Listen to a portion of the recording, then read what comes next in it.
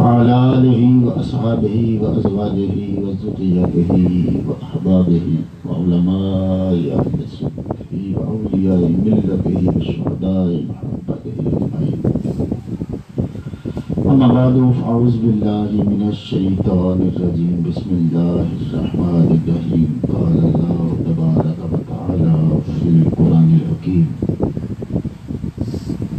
يا أيها الذين آمنوا استعينوا بالصبر والصلاة إن الله مع الصابرين. آمنت بالله صدق الله العظيم. الصلاة والسلام على رسول الله وعلى آله وصحبه وسلم.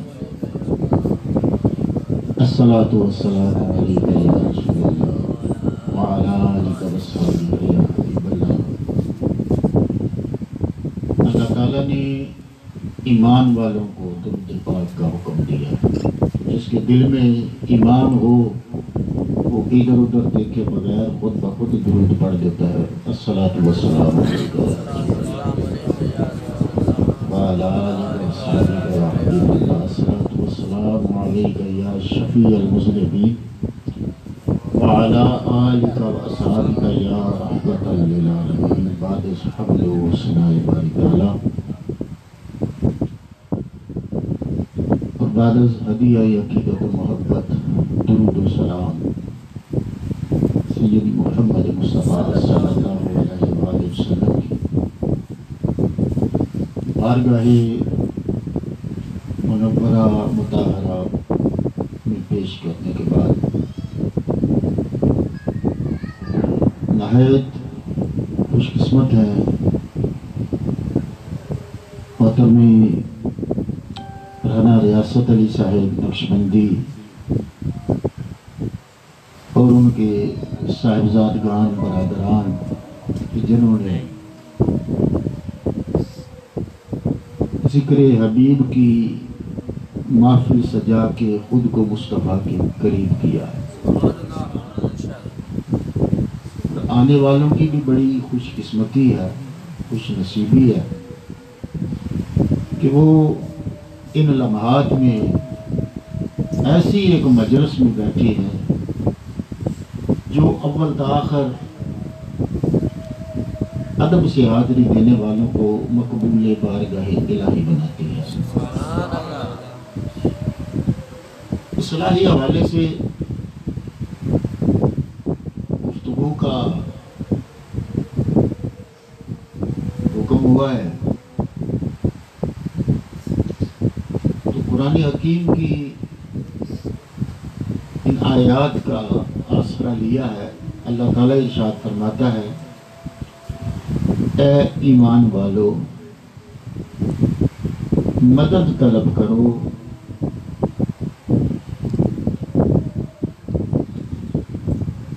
صبر سے اور نماز سے، اور بے شک اللہ صبر کرنے والوں کے ساتھ ہے.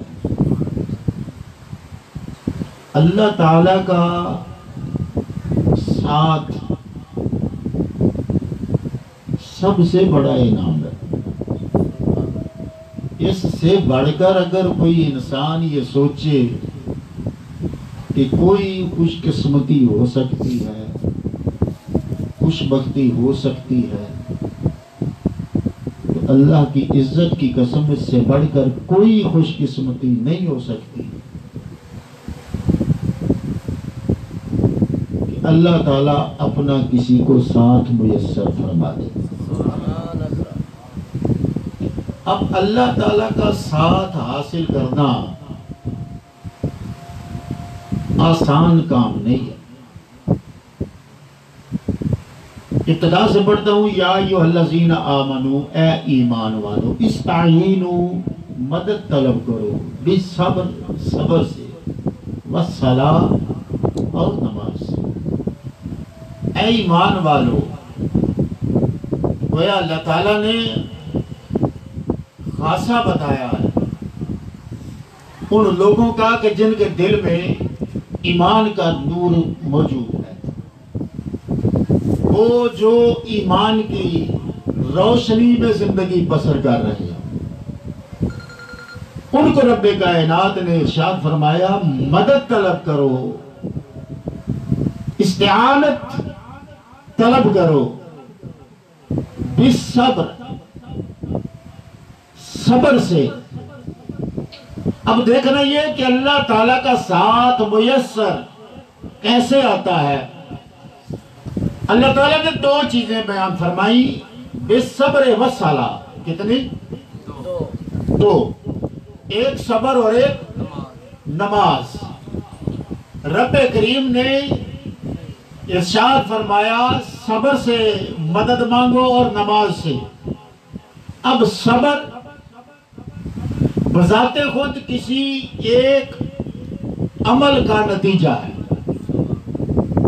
اور وہ عمل ہے کوئی تکلیف، کوئی دکھ، کوئی پریشانی، کوئی رنج، کوئی مصیبت، کسی کا جدا ہو جانا، ہمیشہ کے لیے بچھڑ جانا، یہ ساری کفیات ہیں۔ اس میں بیماری بھی آتی ہے۔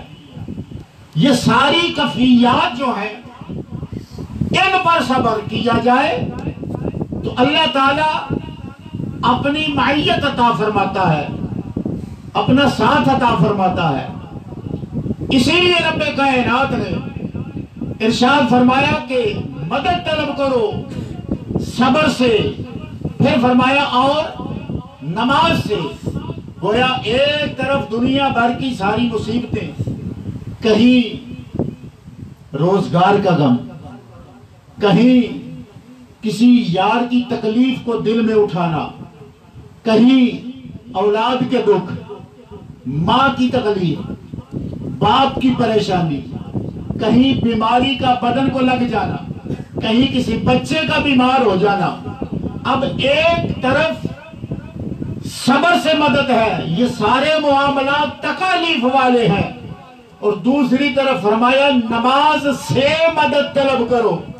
گویا وہاں بھی تکلیف والا عمل ہے جس سے گزرنا ہے، اور نماز پڑھنا بھی ایک تکلیف والا عمل ہے۔ کیوں؟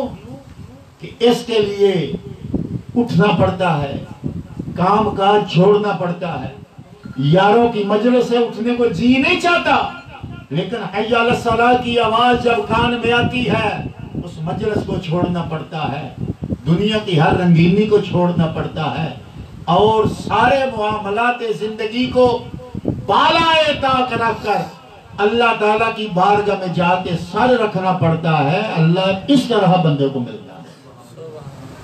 نماز کوئی آسان کام نہیں ہے۔ نماز اپنے نفس کو مارنے کا نام،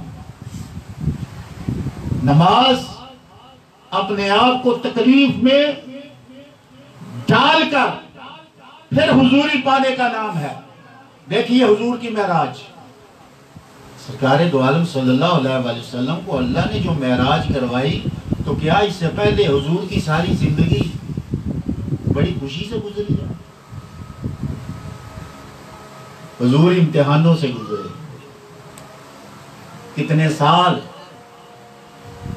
شیب ابی طالب میں حضور رہے ہیں، کتنے سال آج تو حضور کے نام پر ہم لنگر کھاتے ہیں اور نعرے لگاتے ہیں۔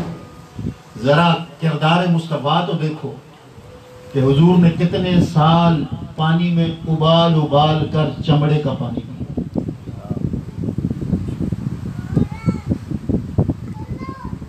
کتنی تکلیف دیکھی ہے۔ مکہ مکرمہ کے قریب اس گھاٹی میں رہ کر جہاں حضور کو نظر بند کیا گیا کہ آپ اس جگہ سے کہیں آگے پیچھے نہیں جا سکتے، ایسے میں گھر سے نکالا، اس گھاٹی میں رکھا، آپ کی صاحبزادی ساتھ ہے، گھر والے ساتھ ہیں، کتنی سختی حضور نے اٹھائی ہے۔ پھر سرکار دو عالم صلی اللہ علیہ وآلہ وسلم کی زوجہ محترمہ تمام ایمان والوں کی ماں حضرت خدیجہ الکبریٰ رضی اللہ تعالی عنہا آپ ساتھ چھوڑ گئے، وفات پا گئے۔ پھر حضور علیہ السلام کے کندھے سے کندھا ملا کر سرکار دو عالم کی ہر لحاظ سے خدمت کرنے والے آپ کے پیارے چچا حضرت ابو طالب آپ ساتھ چھوڑ گئے۔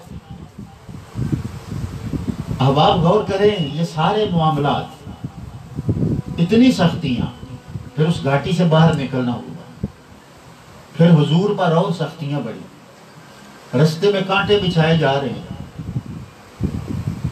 گریبان سے پکڑ کر کھینچا جا رہا ہے، گلے میں کپڑا ڈال کر لپیٹے دیے جا رہے ہیں۔ اور طائف کا سفر تو آپ کو یاد ہے، اتنا کائنات کا قیمتی ترین خون کہ ایک صحابی کو نبی کائنات نے پچھنے لگوانے کے بعد کہا کہ کسی جگہ ڈالو، اس صحابی نے نبی پاک کا خون پی لیا۔ حضور نے فرمایا کہاں؟ کہا یا رسول اللہ چھپا کے آیا ہوں، پی کے آیا ہوں میں۔ تو حضور نے فرمایا تجھ پر جہنم کی آگ حرام ہو گئی۔ اتنا کائنات کا قیمتی ترین خون، حضور کو پتھر مارے گئے، سر سے خون بہہ رہا ہے، بدن سے خون بہہ رہا ہے، حتیٰ کہ جسم کے ساتھ چلتے چلتے چلتے چلتے آپ کے نالین تک خون آ پہنچا ہے۔ پھر اس سفر میں حضور کے ساتھ کیا کیا ظلم نہیں ہوا۔ شہر بھر کے اوباش لڑکے اللہ کے نبی کے ذات پر آوازیں کس رہے۔ عالم کیا ہے، اختیار کیا ہے؟ بادلوں کا فرشتہ آ گیا، پہاڑوں کا فرشتہ آ گیا، یا رسول اللہ اگر آپ اجازت دیں تو ہم ان پر ایسے طوفان لائیں، بستیاں الٹا دیں، پہاڑ ان کے اوپر گرا دیں۔ لیکن نبی پاک نے کیا فرمایا؟ حضور علیہ السلام نے فرمایا کہ میں بد دعا کے لیے نہیں دیا ہے، میں تو دعا کے لیے۔ انا نبی الرحمہ، کہیے سبحان اللہ۔ حضور فرماتے ہیں میں تو رحمت والا نبی ہوں، اور میں ان کے لیے بد دعا نہیں کروں گا۔ لیکن یہ سارے سفر، یہ ساری مصیبتیں، مصائب، ابتلائیں، آزمائشیں جب یہ عروج پر پہنچی تو اللہ نے حضور کو بدلے میں معراج پر بلا لیا۔ جب ساری تکالیف، پریشانیاں اور دکھ اپنی انتہا تک پہنچ گئے تو پھر مصطفیٰ بھی اپنے کمال کی انتہا تک پہنچے۔ صاحبان، معراج سے پہلے کا جو لمحہ ہوتا ہے وہ مصیبت والا ہوتا ہے، تکلیف والا ہوتا ہے، دکھ والا ہوتا ہے۔ اسی لیے جب نماز کے لیے جاتے ہیں، نماز کے لیے اٹھنا بوجھ ہوتا ہے، پریشانی ہوتی ہے، دل میں خیال ہوتا ہے، لیکن طرح طرح کے وساوس ہمیں روکتے ہیں، یہ صبر کامتے ہیں۔ اور جو ہی بندہ حالت نماز میں پہلا سانس لیتا ہے اس کی بھی معراج شروع ہو جاتی ہے۔ استعینوا بالصبر، صبر کے حوالے سے میں نے کہا کہ صبر خوشی پر نہیں ہوتا ہے، صبر کے لیے فرحت و انبساط ضروری نہیں ہے۔ صبر کے لیے کیا ضروری ہے؟ پہلے دکھ ہو، تکلیف ہو، بیماری ہو، پریشانی ہو۔ لیکن اللہ ماشاءاللہ ہمارے ہاں ہوتا کیا ہے، کوئی اگر بیمار پڑ جائے پہلے نماز پڑھتا ہے تو بیماری میں نماز چھوڑ دیتا ہے۔ حالانکہ اللہ فرماتا ہے کہ ایسے میں تو صبر کر اور صبر کے ساتھ نماز پڑھ۔ تو چاہیے یہ کہ اگر دکھ مل جائے، تکلیف مل جائے، پریشانی مل جائے، بیماری آ جائے، نماز معاف ہے؟ نماز بچے کے لیے نہیں ہے، نابالغ کے لیے نہیں ہے۔ لیکن کہاں سے تربیت ہے کہ جب تیرا بچہ 7 سال کا ہو جائے اس کو نماز پڑھا، اور 10 سال کا ہو جائے اور نہ پڑھے تو اسے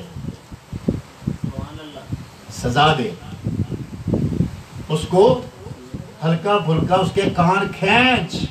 تربیت دیکھیے کہاں سے ہے۔ لیکن ابتدائی بچپن میں نماز فرض نہیں ہے، ابتدائی بچپن میں نماز فرض نہیں ہے، اور بلوغت پر اس کے فرض ہونے کا حکم ہوتا ہے۔ بلوغت کب ہوتی ہے؟ جب کسی کو جوانی کے آثار نظر آئے، سیانے بنے، تب سے نماز فرض ہے۔ اس سے پہلے کی نماز کی پوچھ نہیں ہے، لیکن جو ہی بلوغت کے آثار پیدا ہو جائیں، نشانیاں نظر آ جائیں، تو اب نماز فرض ہے۔ ٹھیک ہو گیا؟ اور اس نماز کے ساتھ کہ جو ہم بلوغت کے بعد پڑھتے ہیں، اسی کی پوچھ گچھ ہے، اسی کا حساب ہے۔ ہم سلوک کیا کرتے ہیں نماز کے ساتھ؟ ہم کیسے اللہ کے غضب سے بچیں گے؟ آج اپنے آپ کو ہم روکتے نہیں ہیں برائی سے، بری مجلس سے، بری محفل سے۔ کہیں جا کے بیٹھ جاؤ، کیا 10-15 منٹ کی گفتگو میں کسی کی زبان سے گالی نکلے گی یا نہیں نکلے گی؟ بولو بولو یار، بد زبانی ہو جائے گی، بد کلامی ہو جائے گی۔ پھر سب سے بڑا عذاب یہ کہ غیبت سننے کو ملے گی اور غیبت کرنے کا موقع ملے گا۔ آپ کی خوش قسمتی ہے جب سے بیٹھے ہوئے ہیں، یا تو اللہ کا ذکر ہو رہا ہے یا اللہ کے رسول پاک صلی اللہ علیہ وآلہ وسلم کا ذکر ہو رہا ہے۔ کبھی ذرا اندر کی آنکھ اللہ کھولے تو دیکھو سب کی کتنوں کی یہاں پیشانیاں چمک رہی۔ یہ کوئی معمولی محفل ہے؟ صاحبان دیکھیے، دو چیزوں سے مدد کا حکم ہے، ایک صبر سے اور ایک نماز سے۔ آپ گھر میں بیٹھتے ہیں، پھل کھاتے ہیں یا نہیں کھاتے؟ اللہ پاک آپ کے رزق میں اور برکتیں عطا فرمائے، لیکن بتاؤ پھل جو آپ تک پہنچا ہے، اگر وہ کچا ٹوٹ جاتا، آپ نے اسے کھانا تھا؟ نہیں۔ کچا پھل کب کھایا؟ جب وہ پکا۔ کب پھل کھایا؟ جب وہ، اور پکا کیسے؟ اس نے شاخ کو چھوڑا نہیں ہے، وہ دن بھی شاخ کے ساتھ رہا ہے اور رات کو بھی شاخ کے ساتھ رہا ہے۔ اس نے تپتی ہوئی دھوپ کو اپنے بدن پر جھیلا ہے، اس نے موسم کی سختیوں کا مقابلہ کیا ہے۔ نتیجہ یہ نکلا کہ اس نے شاخ کو چھوڑا نہیں ہے، سختیوں کو برداشت کیا ہے، پھر وہ محبوب کے لبوں تک پہنچا ہے۔ اسی طرح تیرے لیے بھی ایک مثال ہے، تو بھی ایک پھل ہے۔ وَلَنَبْلُوَنَّكُمْ بِشَيْءٍ مِّنَ الْخَوْفِ وَالْجُوعِ وَنَقْصٍ مِّنَ الْأَمْوَالِ وَالْأَنفُسِ وَالثَّمَرَاتِ۔ تو بھی ایک پھل ہے۔ اگر ایمان کی ٹہنی کے ساتھ جڑا رہے گا، تکالیف کی سختیوں گرمیوں کو برداشت کرتا رہے گا، تو رب کائنات تجھے بھی تیری مقصد تک، منزل تک پہنچا دے گا۔ اور وہ مقصد کیا ہے؟ تیری منزل قرب الہی ہے۔ کیوں کہ خدا کے ذات سے انہیں ایمان والا رہتا ہی نہیں ہے، اور رب کائنات تکالیف سے گزار کر، مصائب سے گزار کر، نقصانوں سے گزار کر، دکھوں کی بھٹی سے گزار کر آخر کار اپنا قرب عطا فرما دیتا ہے۔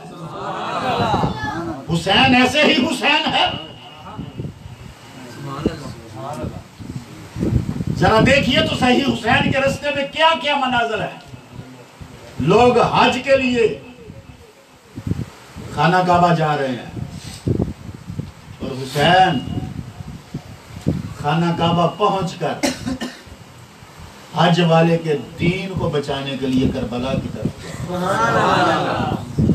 مدینہ چھوڑا، مکہ چھوڑا، حج چھوڑا، پھر کیا ہے؟ گھر بار چھوٹ گیا، عزیز و اقربا رشتہ دار سب چھوٹ گئے، اور پھر تنے تنہا وہ مختصر سا قافلہ، دھوپ ہے یا نہیں ہے، سختی ہے یا نہیں ہے۔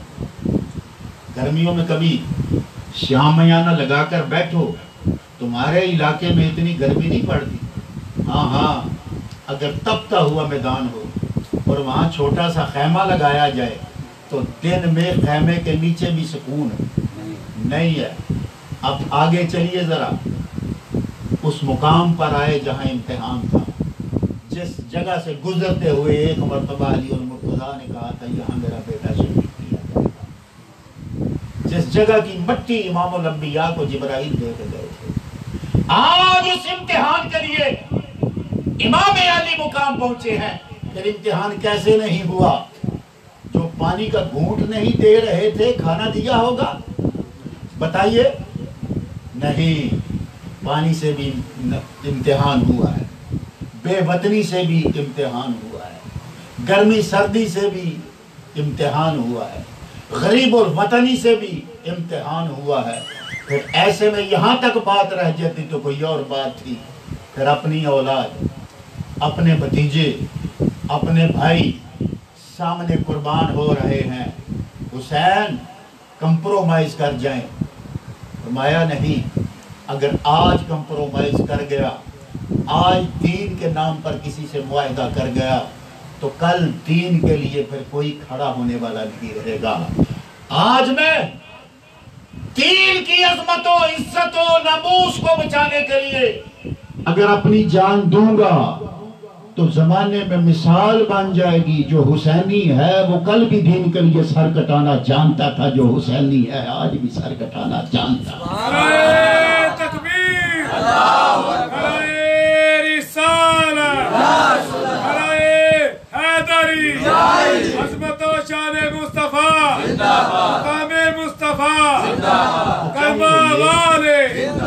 چاہیے یہ کہ جتنی زیادہ تکالیف ہوں، جتنے زیادہ غم ہوں، جتنی زیادہ بیماری بڑھ جائے، رزق کی کمی ہو جائے، آل اولاد کا نقصان ہو جائے، اتنا ہی ڈٹ جانا ہے اس چیز پر کہ مالکہ تیری رضا، یہ تیری مرضی ہے، میں تیری رضا پہ راضی ہوں. میں تیرے لیے جو تو نے فیصلہ کیا ہے میرے لیے، تیرے ہر فیصلے پر میں راضی ہوں. تو اللہ اس طریقے سے بندے کو اپنا قرب عطا فرماتا ہے. کسی بھی کامیاب آدمی سے پوچھو کہ تم ایسے ہی اس سیٹ پر آ گئے، وہ کہے گا نہیں، مجھے بہت سی تکالیف، بہت سی مصیبتوں کا منہ دیکھنا پڑا ہے. اگر اللہ کا قرب چاہتے ہیں تو اپنے جسم کو سخت بنانا پڑے گا.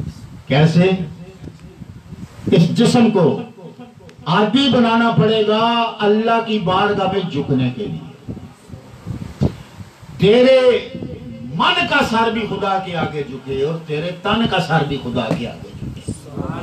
اندر کی تکالیف کے لیے من کا سر ہے اور باہر کی تکالیف کے لیے تن کا سر ہے. اسی لیے فرمایا استعینوا بالصبر والصلاۃ ان اللہ مع الصابرین. رب کریم نے فرمایا مدد طلب کر، کس سے؟ صبر سے. اچھا صبر ہے کیا؟ صبر ایک خوبی ہے. یہ بات بھی سمجھنے والی ہے. سننا چاہتے ہیں؟ تو سننا چاہتے ہیں کہ سبحان اللہ. صبر کیا ہے؟ ایک خوبی ہے. اچھا یہ دیکھیے آپ کے سامنے لائٹ جل رہی ہے. اگر اس کے اندر جلنے کی صلاحیت نہ ہو تو یہ یہی لگی رہے گی یا اس کو بدل دیا جائے گا؟ اس کی خوبی کیا ہے؟ یہ روشنی دے رہی ہے. پنکھے کی خوبی کیا ہے؟ یہ ہوا دے رہا ہے. پھول کی خوبی کیا ہے؟ وہ. اور سورج کی خوبی کیا ہے؟ اور چاند کی خوبی کیا ہے؟ چاندنی. اور پھل کی خوبی کیا ہے؟ مٹھاس. توجہ فرمائیے نا، یہ خوبیاں ہیں. خوبی اور ہوتی ہے جس کا تعلق کسی شے سے ہوتا ہے. روشنی کا تعلق کس سے ہے؟ سورج سے ہے. ہوا کے چلنے کا تعلق پنکھے سے ہے. اس لو کا تعلق بلب سے ہے. خوشبو کا تعلق پھول سے ہے. سردی کا تعلق برف سے ہے. گرمی کا تعلق آگ سے ہے. اسی طرح یہ صبر ایک خوبی ہے، اس کا تعلق صبر سے ہے. کوئی صبر کرنے والا ہی نہ ہو تو صبر کیسے سامنے آئے گا؟ سورج ہی نہ ہو تو روشنی کیسے آئے گی؟ بلب ہی نہ ہو تو پر نور کیسے چھلکے گا؟ پھول ہی نہ ہو تو خوشبو کہاں سے ہوگی؟ اور صابر ہی نہ ہو تو صبر کیسے ہوگا؟ گویا صبر کے مظاہرے کے لیے وجود کا صابر ہونا ضروری ہے۔ میں کہنا یہ چاہتا ہوں کہ اگر کسی کی خوبی وہ مدد کر رہی ہے، خوبی والا مدد کیوں نہیں کر سکتا؟ سبحان اللہ، تکبیر،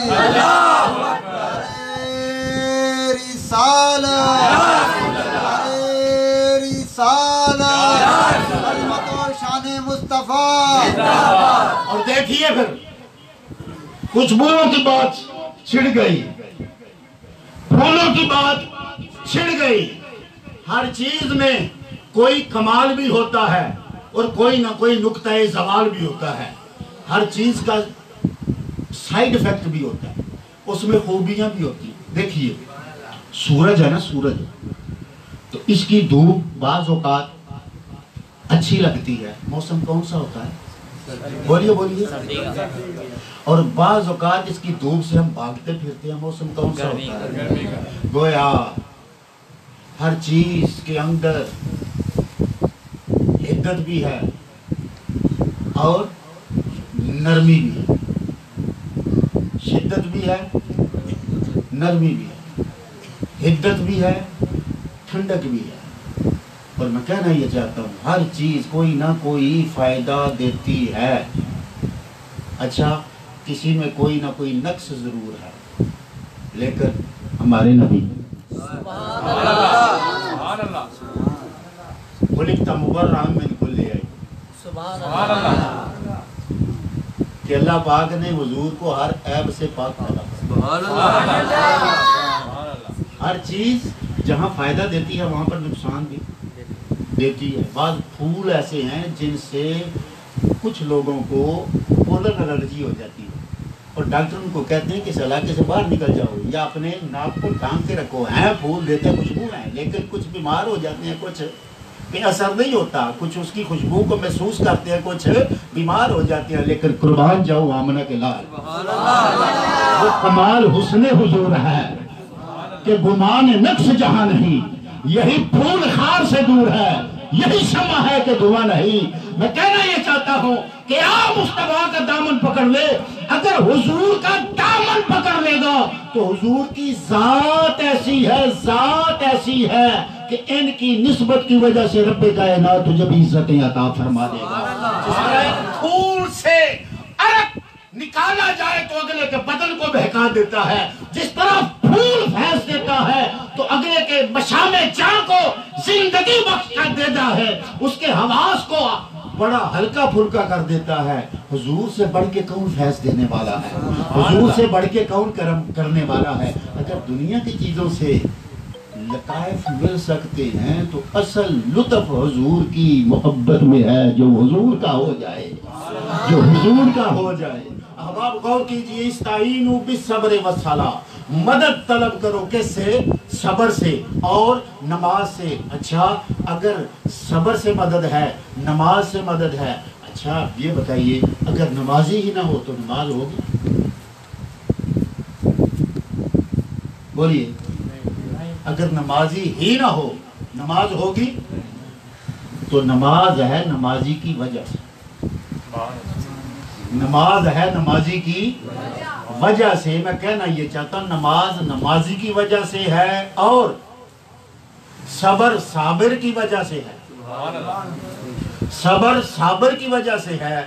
اور سمجھو بات کہ اگر نماز مدد کرتی ہے، صبر مدد کرتا ہے تو ماننا پڑے گا نمازی بھی بدرجہ اولا مدد کرتا ہے اور صابر بھی مدد کرتا ہے۔ اور حضرات صبر کی معراج پر انبیاء ہوتے ہیں۔ حضور فرماتے ہیں جتنے دکھ میں نے دیکھے ہیں اللہ نے کسی نبی کو ایسے دکھ دکھائے نہیں، حضور سے بڑھ کر صابر کوئی نہیں، حضور سے بڑھ کر صابر۔ اور یاد رکھو اسلام کی جتنی ٹرمز ہیں حضور سب کے امام ہیں۔ سبحان اللہ، نعرہ تکبیر، اللہ، نعرہ رسالت، یا سلام۔ صاحب تشریف لے، میرا دھیان ہو۔ حضور علیہ السلام اسلام میں جو جو خوبیاں بیان کی گئی ہیں ان ساری خوبیوں کا حضور امام ہے. حسن کے امام مصطفیٰ ہے، قد کے امام مصطفیٰ ہے، رفتار کے امام مصطفیٰ ہے، گفتار کے امام مصطفیٰ ہے. دیکھیے ایک کی رفتار اتنی ہے، ادھر سے ارادہ کرتے ہیں مقام کیا ہے سدرۃ المنتہا، اور منزل کیا ہوتی ہے قدمین مصطفیٰ. ادھر سے ارادہ کرتا ہے، ارادہ کرتے ہی مدینہ طیبہ میں آ جاتا ہے. اچھا اتنی رفتار والے کہیں اس سے بڑھ کر بھی کوئی رفتار والا دیکھا؟ کہا ہاں معراج کی رات میں تھک کے رہ گیا تھا، محمد آگے نکل گئے تھے. حضور رفتار کے بھی معراج ہیں، حضور گفتار کے بھی معراج ہیں. اللہ اکبر. کوئی کائنات میں بتاؤ تو صحیح جس کو ملا ہے حضور کا صدقہ ملا ہے، لیکن کائنات میں کوئی ایک ہی دہن ہے جس کی زبان سے رب کہتا ہے مصطفیٰ تو نہیں میں کلام کر رہا ہوں. حضور رفتار کے بھی امام ہے، حضور گفتار کے بھی امام ہے، حضور کردار کے بھی امام ہے. وَإِنَّكَ لَعَلَىٰ خُلُقٍ عَظِيمٍ. رب کائنات کہہ رہا ہے سونا تو اخلاق کی عظمتوں کا حامل ہے. وَإِنَّكَ لَعَلَىٰ خُلُقٍ عَظِيمٍ. حضور اخلاق کے بھی امام ہیں، حضور ہر چیز کے امام ہیں. نبی کتنے ہزاروں، 1,00,000 کئی ہزار، اور ہر نبی کے اندر رب نے بے شمار خوبیاں رکھی ہوتی ہیں، اور حضور تو نبیوں کے بھی امام ہیں. تو ہمارے نبی پاک صلی اللہ علیہ وسلم، یہ انبیاء جو ہوتے ہیں نا، یہ ہر چیز کی پیک پر ہوتے ہیں، اونچائی پر ہوتے ہیں. اور استعینوا بالصبر، اگر صبر مدد کر سکتے تو صبر کیوں نہیں؟ حضرت موسیٰ علیہ السلام بڑا صبر کیا. کب؟ جب کہا یا اللہ میں تجھے دیکھنا چاہتا ہوں. مقام صبر تھا لان کر. کیا تھا یہ مقام صبر تھا کہ موسیٰ تو مجھے دیکھ سکتا. اور حضور علیہ السلام جب معراج کے سفر پر تھے تو چھٹے آسمان پر حضرت موسیٰ علیہ السلام سے ملاقات ہوئی. تو باتوں کے دوران واپسی پر جب حضرت موسیٰ نے پوچھا یا رسول اللہ آپ گئے آپ کو کیا ملا؟ کیونکہ حضور سے اس لیے پوچھا کہ حضرت موسیٰ طور پر جاتے تھے تو اللہ خالی ہاتھ بھیجتا نہیں تھا، تو وہی پریکٹیکل تھا. اللہ کی بارگاہ سے واپس آئے نا تو حضرت موسیٰ پوچھتے ہیں آپ گئے تھے کیا ملا؟ نبی پاک نے فرمایا 50 نمازیں. کتنی؟ 50 نمازیں. حضرت موسیٰ کہنے لگے آپ کی امت اتنی نمازیں کام کروائیے. موسیٰ کیوں کہہ رہے ہیں کہ کام کروائیے؟ آپ کی نگاہ میں اللہ کا حکم نہیں ہے؟ اللہ کا حکم ہے کتنی ہے؟ 50. آپ یہ کیوں کہہ رہے ہیں کام کروائیے؟ کہا تم زمین والے انکار کرو تو کرو، ہم آسمانوں کے رہنے والے اختیار مصطفیٰ کو مانتے ہیں. ہم اختیار مصطفیٰ کو مانتے ہیں. الغرض مختلف روایتیں ہیں، 5 چکر لگائے، 9 چکر لگائے، کتنی رہ گئی؟ اور بار بار کیا کہتے رہے موسیٰ علیہ السلام؟ کام کروائیں، کام کروائیں، کام کروائیں. موسیٰ علیہ السلام موت کا ذائقہ چکھ چکے یا نہیں چکھ چکے؟ بولیے حدیثوں میں یہ بات ہے یا نہیں ہے نا نمازیں کم کروانے والی؟ تو معلوم یہ ہوا کہ اللہ کے برگزیدہ بندے مرنے کے بعد بھی مدد بولو مرنے کے بعد بھی مدد کرتے ہیں. وہ گل سمجھ آئی کہ نہیں؟ اللہ کے برگزیدہ بندے مرنے کے بعد بھی مدد کرتے ہیں. اگر نہیں کرتے تو 50 پڑھو، اور اگر مدد کو مانتے ہو تو کتنی رہ گئی ہیں؟ 5. استعینوا بالصبر والصلاۃ ان اللہ مع الصابرین. اللہ میری آپ کی حاضری قبول فرمائے. سجرہ شریف پڑھا جائے گا، اس کے بعد سلام کے 2 شعر ہوں گے، دعائے خیر ہوگی، لنگر ہوگا، لنگر کے بعد نماز ہوگی انشاءاللہ.